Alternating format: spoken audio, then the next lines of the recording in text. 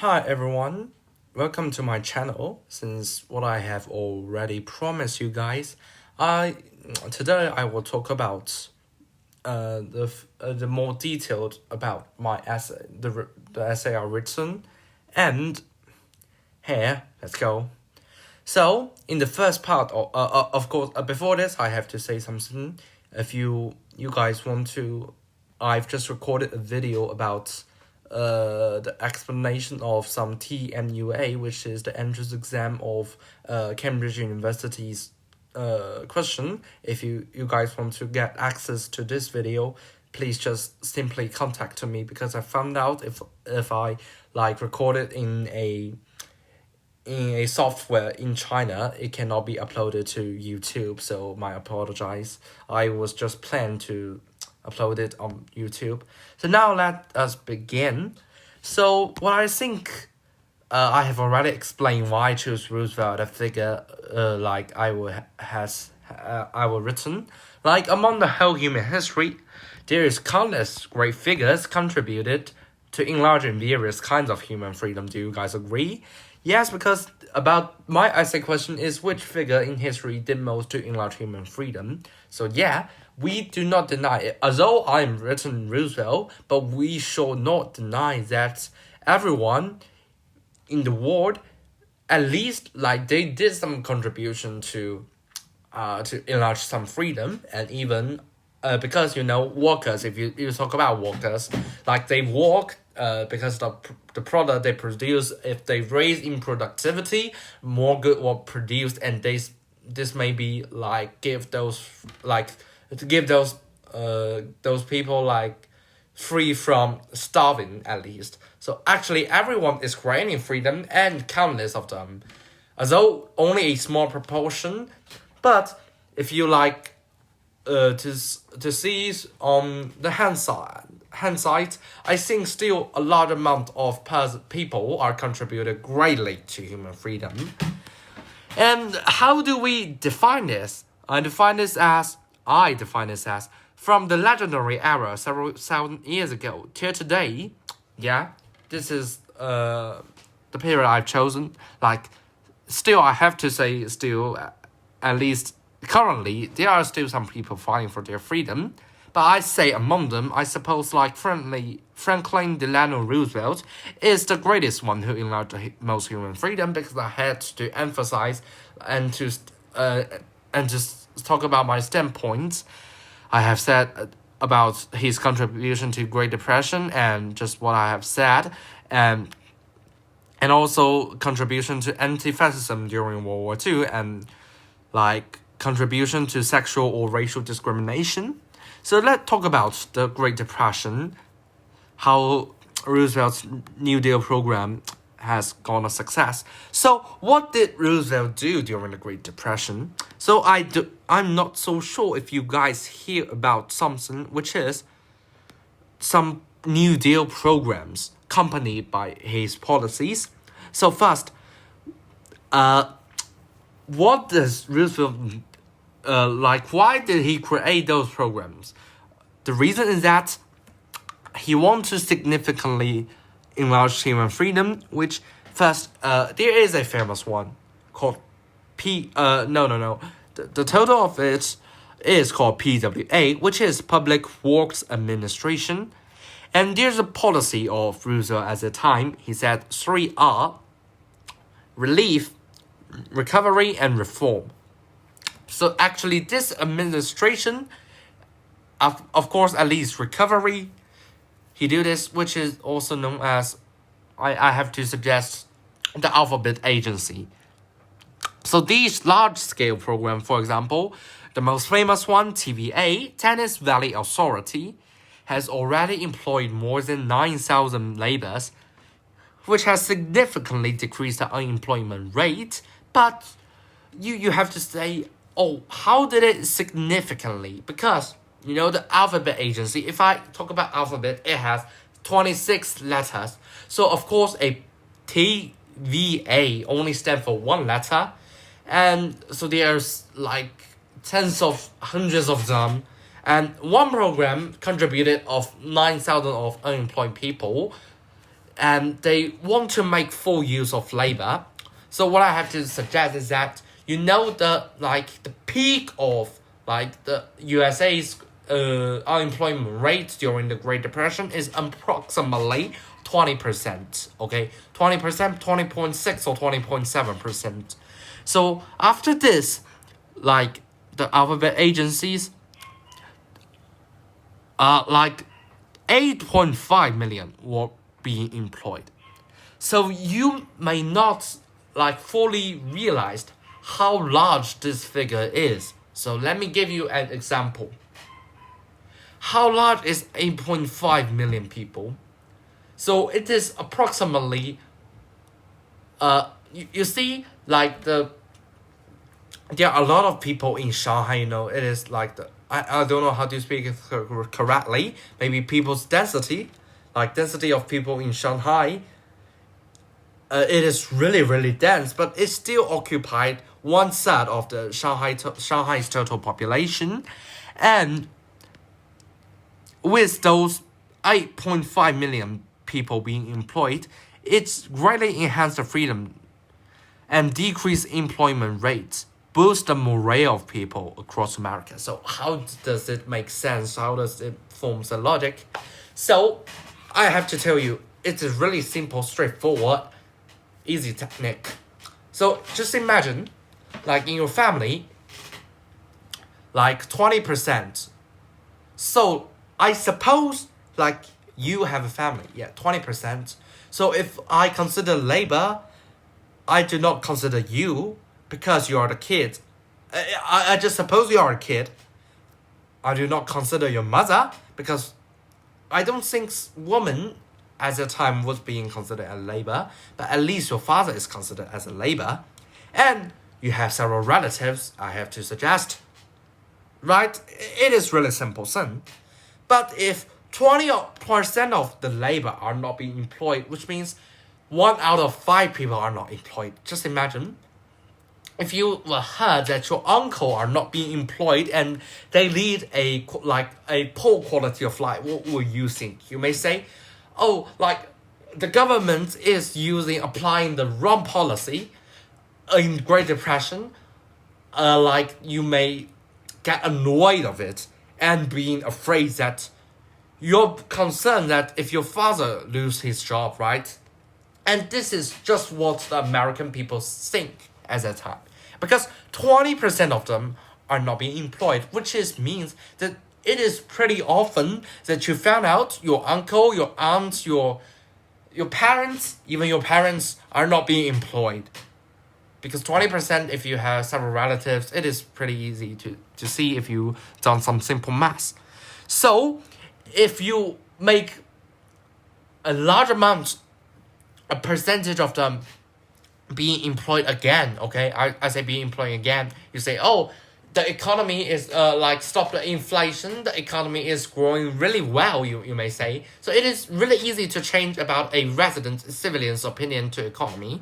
So it do raise the morale and it increase economic security because family has more income and were less likely to experience financial hardship. So what I said. So what does this mean?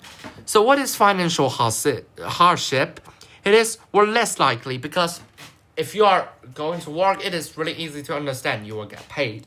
But at that time, it is inflation because the capitalists throw all kinds of products in order to make the market price. Make them because what the capitalists think. Because in a free market, a capitalist when the government do not have enough power to do any intervention, a capitalist would say, I need to do profit maximization, which means I need to earn as much profit as I can. This is really easy to understand. If you're owning a business, I suppose that you want to earn as much as possible.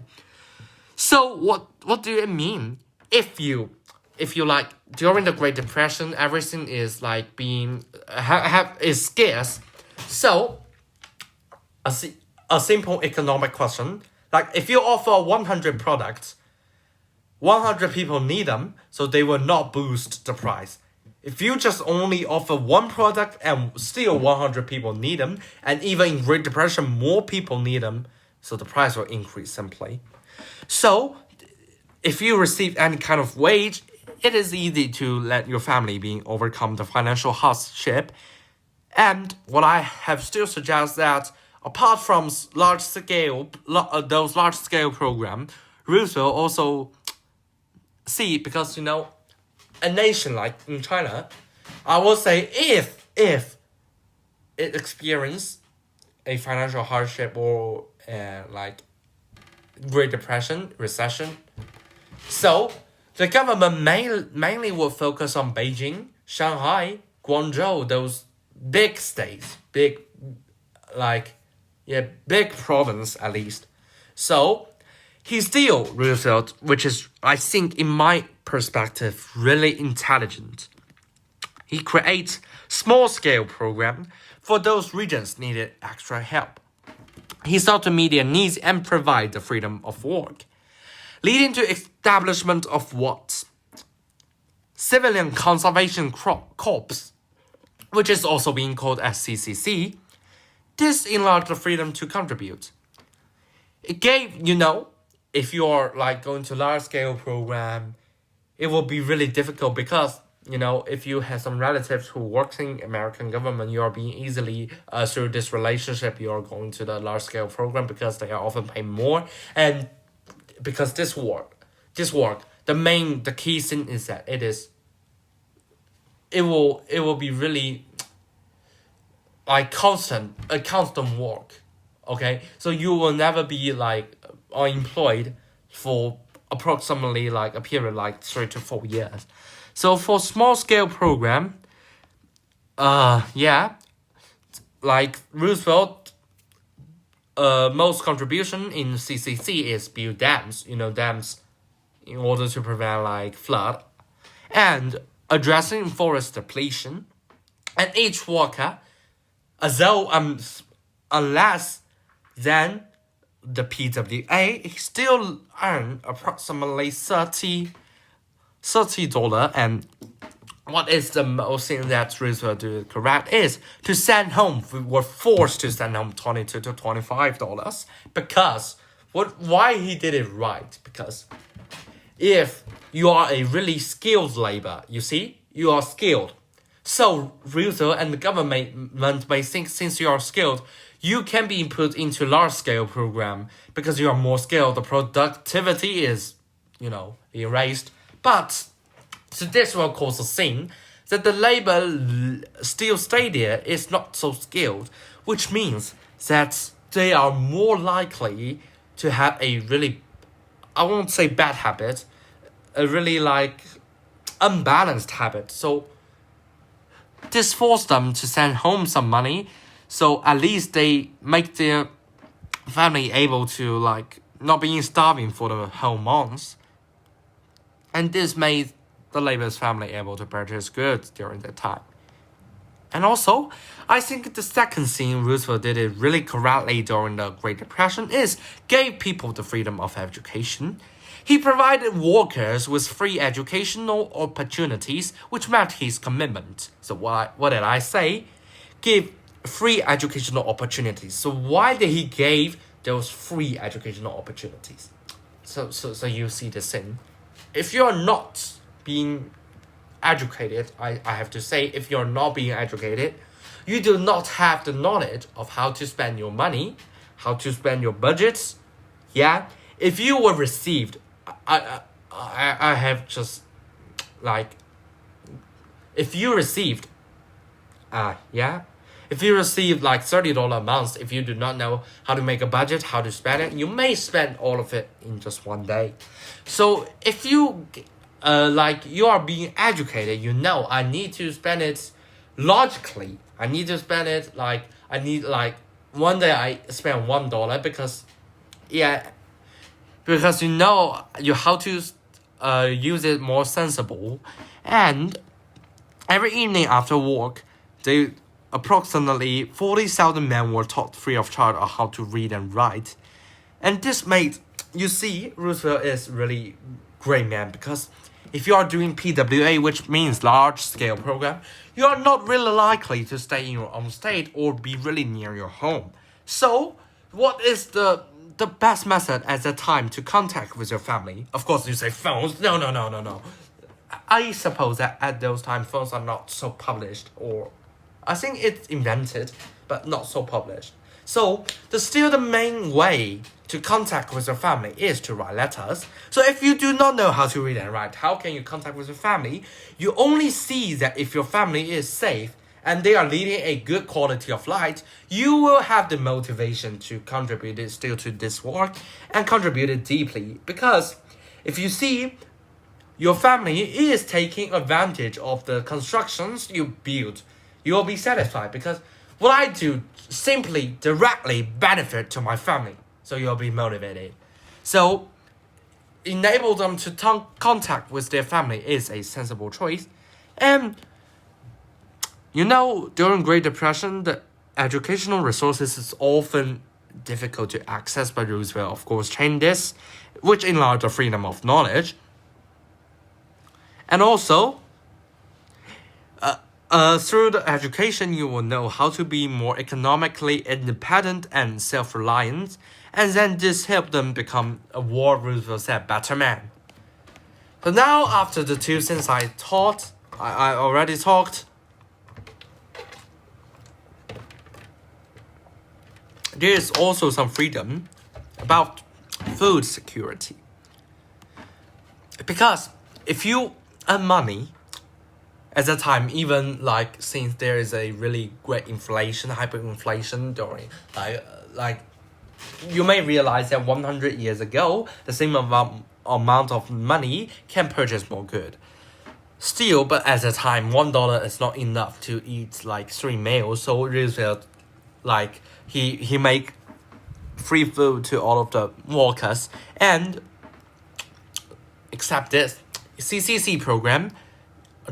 Just like what I've said, build dams which improve flood control and water management, which enables all the people free from fear. Because if you know the Great Depression, it means more people are unemployed. It means the tax revenue the government charge will decrease.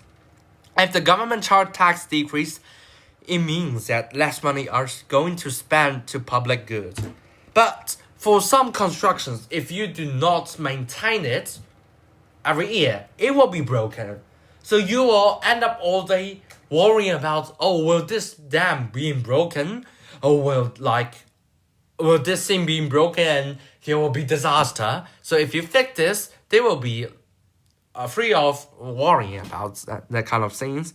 And for example, I will talk about flood control programs. The building dams around the Tennessee River help regulate and preventing devastating floods that could destroy crops and livelihoods. And also, those programs are long-lasting, which means they are really good in quality.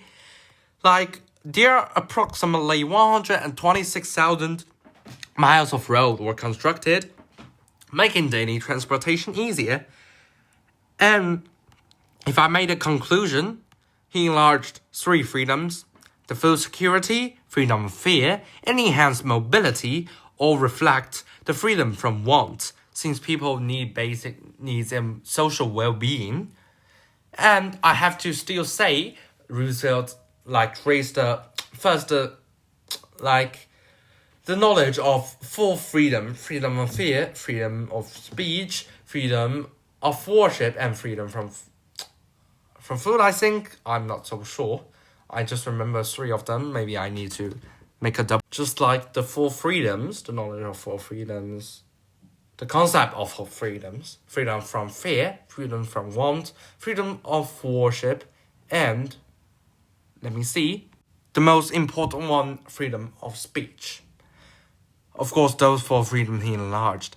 But still, I need to make a rebuttal, because this will make your essay more persuasive. Of course, there will be voice against every famous people. So, historian Jim Power contends that the New Deal, with its short-sighted plans, prolonged the Great Depression. He criticized that Roosevelt sought to achieve reform during the breakup, the strongest band in USA. He also doubted the significance of imposing triple tax and claimed Roosevelt did nothing but watch capitalists destroying goods while civilians were starving. According to U.S. presidential proclamation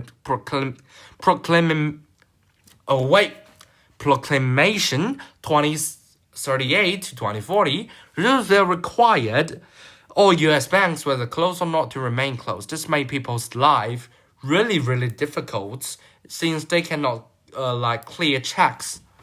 Like, he compared to the panic of 1907, where Morgan president forced the banks to clear checks, enabling U.S. residents to access funds.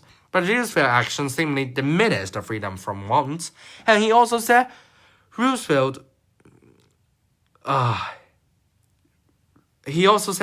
did not justify triple tax, of course, but it does not. It fails to make sense because the circumstances is really different. Roosevelt is addressing the awkward result of President Hoover's policies, okay, and the reason why he made all the banks close is because he is treating this like a war, but not a economic crisis. And also, the revenue raised for triple tax is used for constructing public goods, accelerating Americans' recovery from the Great Depression, which is like spending on the freedom from education, free educational resources, and so on. And that's finally the first part of my whole essay. Yes, about my whole essay. And if you want to know about what I write in the second part, the contribution to anti-fascism, please subscribe to this channel and follow me. I will talk about it 1 or 2 days later. Thank you all. Wish you have a good day.